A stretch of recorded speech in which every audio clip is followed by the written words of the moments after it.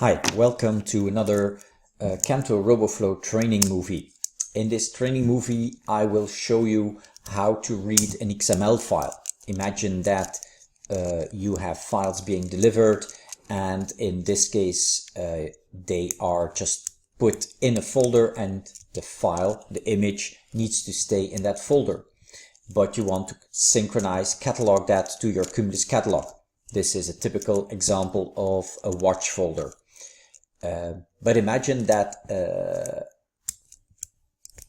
next to that file, there is a second file delivered containing metadata that needs to be imported. So a little example is I have a folder with files that I need to be synchronized, cataloged into Cumulus. But whenever there is a sidecar, an extra file delivered with exactly the same file name, then it should read that file and set some field values. And so as an example, I have two entries in here, and with these entries I want to set the field values in the Cumulus catalog. So let me first demonstrate what it does. I'm starting the workflow, and the workflow will look for any new or updated files. It finds a new file, the smiley blush copy, which wasn't in the catalog, and the normal procedure is that it catalogs it. But then it will execute the action script for new file, and there I added the possibility to read that XML file and set the field value. So as a result, in the catalog, we not only have the file cataloged, but we also have the notes field set to what was set in that XML file, and the keywords field set also to what was in the keywords tag of the XML file. So how can we accomplish this? Or let me elaborate on one more step. What if this file is updated? Then also the script needs to be able to be updated. So let's say that this file gets an update, and so when I do show location, if I do edit again, it should be turned, yes. So in the next run, the watch folder will see that and will reread this XML file. So let's change this in like this, and let's see, let's say something different here. So now it reads this and that, and it will be updated in whatever the latest value of this is. So I'm going back to the workflow, and this is at this point run on demand, so I'm starting it on the fly, but traditionally you would have this probably run every minute or every half an hour or every day. So let's see, I can say show log, and what happens now is that the workflow found one record to update. And so it has updating record smiley copy, and that's the one record it found, and there were no new files. So then it says, okay, here I have action script for the new record. Well, it's not new record, it's updated record. And again, it finds the information in the XML and it sets that value. And so the information that we have here will now be also here. So it says Earth, and it says here this value. So that's how this workflow works. Now let me show you how I accomplish that inside the script. The first thing I did is I created a parameter file which defines the mapping between the element in the XML file and the element in the name of the record field. Traditionally, Roboflow, when it reads an XML file, it creates for the tags a path. It will say slash notes, slash for every sub element. So that's why it says here slash notes. So this parameter file in this parameter file, I can set whatever field values I want to map to the value of a certain XML file. Then the rest of the elements are the standard watchfolder settings, just watching a certain folder and setting cataloging in a defined catalog. How the action script works, and let me do a small modification that I saw here. This is the updated record. That's better. So we have the normal functionality without anything in the action script is just cataloging and updating the file to Cumulus. But now what I do here in the action script for files is I'm testing if the process has run and now the files, the new files, are offered to this script for post-processing after they have been processed by the Roboflow workflow. What I do is, first of all, I test if this is the first item of this loop, and then I read that XML file. So, not XML file, but tab limited text file, this one. I read that text file, so I'm storing the file as a path to be able to read it. And here I say read the XML file. I'm saying it's a tab limited text and it's a searchable file because I will be searching on column 1. And remember, in column 1 I had /nodes or /keywords. That's the lookup I'm going to do in that table. And I'm calling this param XML table and I'm prefixing it with global. Why am I prefixing it with global? Well, every variable or element that you create inside this script only exists inside this script. So if it is executed for file 1, all the variables exist only for file 1. It comes to file 2, it starts from scratch. It doesn't have any of the elements that were created in this script anymore, unless these elements were stored with a prefix of global. Then they are stored at the level of the parameters, which are available throughout the whole workflow. So that's how this works. And then I just say, okay, the action script for new file is being executed.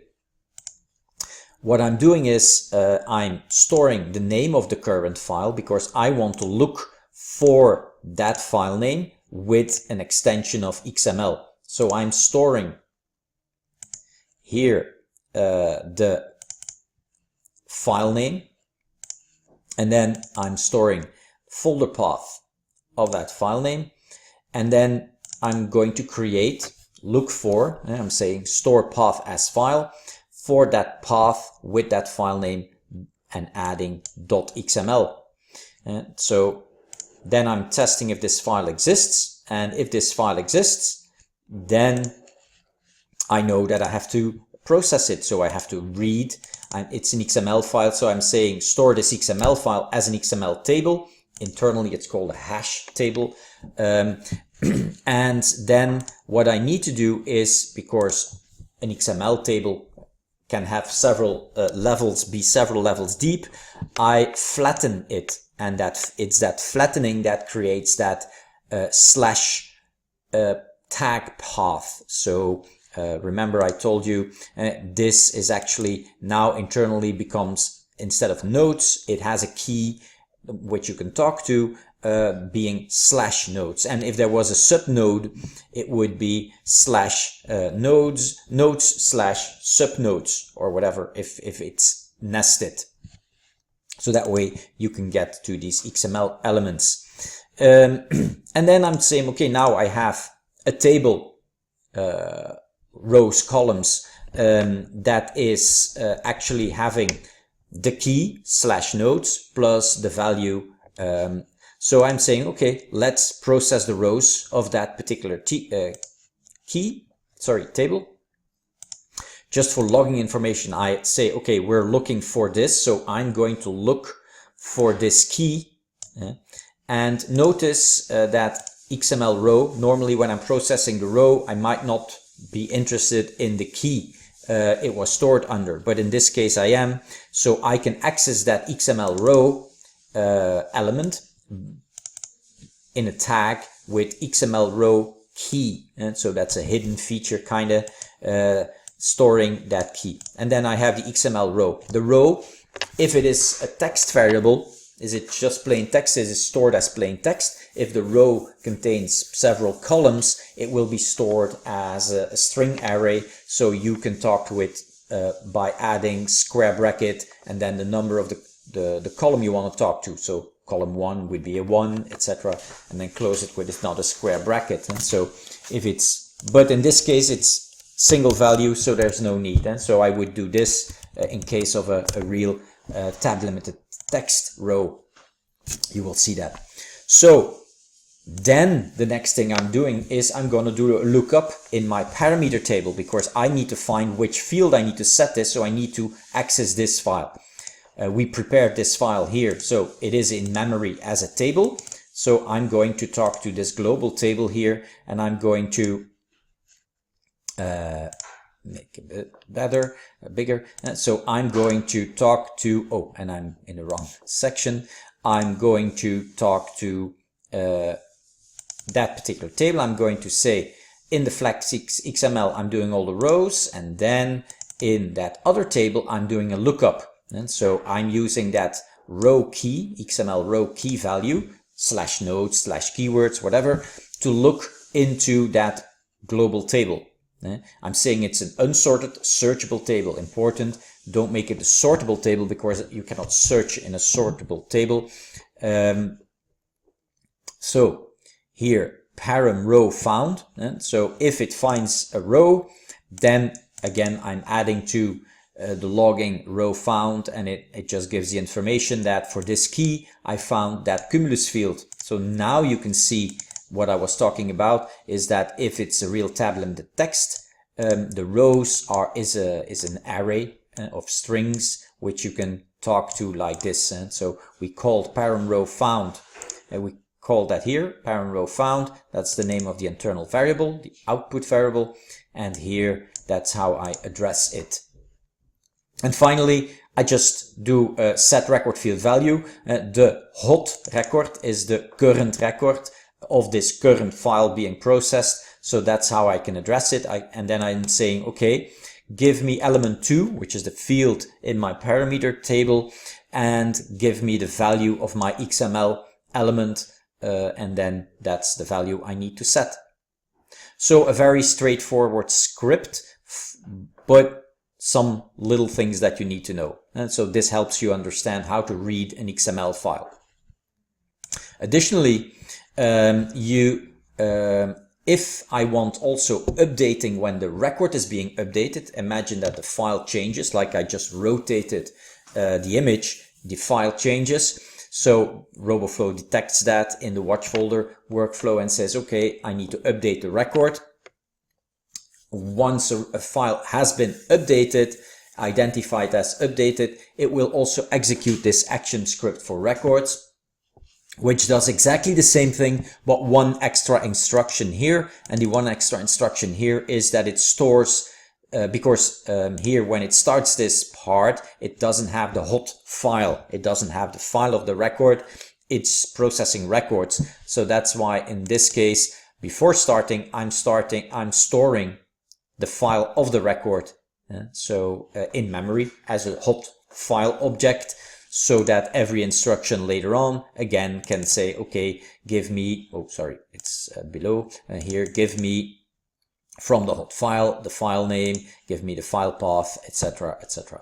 So same script, but before executing it, I need to store the file that we're talking about in memory to be able to locate the XML file in the same folder. So this is yet another training movie explaining a little bit about the ins and outs of Roboflow. If you have any questions, just let me know, and otherwise I'll see you in another training movie.